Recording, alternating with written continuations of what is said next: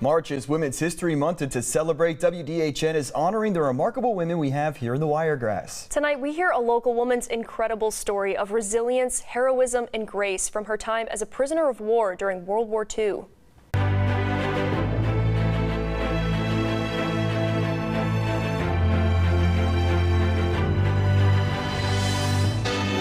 Battleship Arizona.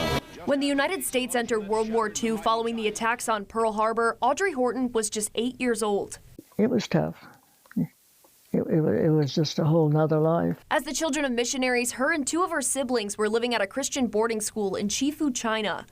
In 1941, the Japanese Imperial Army took over the school and announced all occupants were now prisoners of war. Our teachers were having breakfast and they marched in and they said, everything is ours. Audrey was amongst 450 prisoners living in 6 houses, each meant for a single family. We were prisoners, and we were still living in the school. She was given a prisoner of war number to wear, indicating she was block 3 for roll call and number 33. So we slept on the floor. It was crowded. Wow. It was uncomfortable.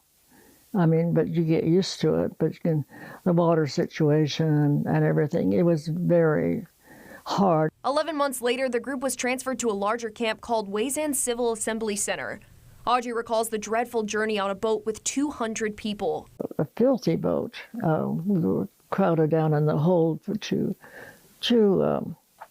nights, and the cockroaches and the rats were crawling over us. Her new home consisted of high walls, electric barbed wires, and 6 watchtowers with armored sentries. And we went through the gates,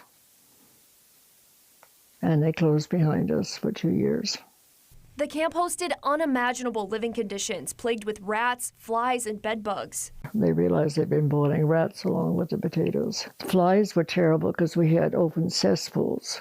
The bed bugs were in the walls, and one of my schoolmates had the patience to count 500 on his bed in the morning. 1,500 prisoners were held in this camp. 400 of them were children. We were very introverted, keeping everything to ourselves. How did we survive? We just kept it to ourselves, and our teachers were always very positive. All facades such as former livelihood, homes, and financial income had been taken from them. It didn't matter. You were all on the same level. It didn't matter that you had been rich and had many cars in the driveway in the back where you were, because it was gone. After enduring the life of imprisonment for almost 4 long years, the day she didn't know would ever come was finally here. People went out and they saw this plane, and it was circling around, and so everybody got excited. A 7-man American rescue team raced against the clock to prevent the last-minute massacre of Allied prisoners, as Japanese soldiers were ordered to execute them if they lost the war. We looked up at the plane and said, Armored Angel. It had the American flag on it. And then the bottom opened up, and 7 men looked like toys. We'd never seen parachutes, came floating out. On the sweltering hot morning of August 17, 1945, just 1 day after the emperor had announced Japan's surrender, Weisan was liberated. And people were just screaming. Rushed for the gate.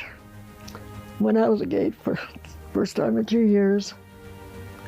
Audrey was just 12 years old when she was freed, and after reuniting with her family, she spent her life planting churches around the world and making a family of her own. Decades after settling into her new life of freedom, Audrey found a few of the 7 men who risked their lives to save her. Tad Nagaki was an interpreter on the mission. Audrey was able to thank him in person when they met in Nebraska a few years ago.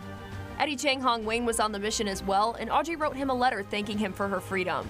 Eddie just celebrated his 100th birthday.